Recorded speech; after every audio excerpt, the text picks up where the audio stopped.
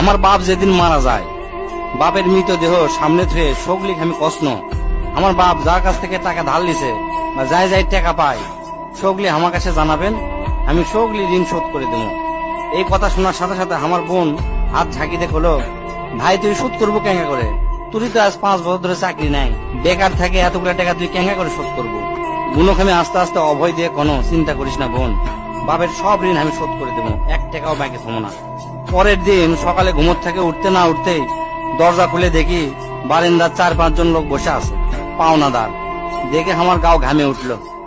অকেরে কি কমো, আমার মুখের ভাষা আসলো না। রাতটা ঠিক মতো পার হবার দেয়নি, আসে হাজির।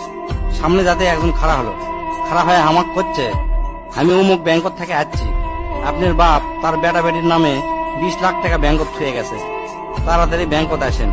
বাদ বাকি 4-5 জন যারা আছে তারা শোকলি করছে, আমাকে সমিতিতে আপনার বাপ 20 টাকা করে জমা করেছিল, আরেকজন করছে 50 টাকা করে জমা করেছিল, আরেকজন করছে 100 টাকা করে জমা করেছিল। এল্লা টাকা নেওয়ার জন্য আমাকে সমিতি অফিসে আসেন। পরে সব হিসাব করে দেখি বাপ আমাকে জন্য প্রায় 37 লাখ টাকা জমি হয়ে গেছে। টাকাগুলা হিসাব করতে করতে আমার একদিন রাতের কথা মনে পড়ে গেল।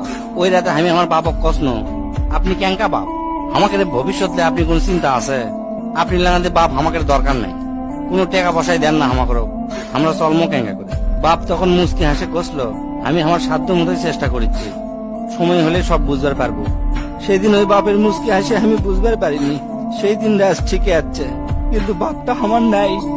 মাঝে মাঝে রাতের বেলা আকাশের দিকে তাকে কই, বাবা আজ পর্যন্ত তোমাকে বুঝতে পারলাম না, তোমার উপর খালি রাগই করে গেছি, কিন্তু তোমাকে জোরে ধরে কোনোদিন আই লাভ ইউ করতে পারলাম না।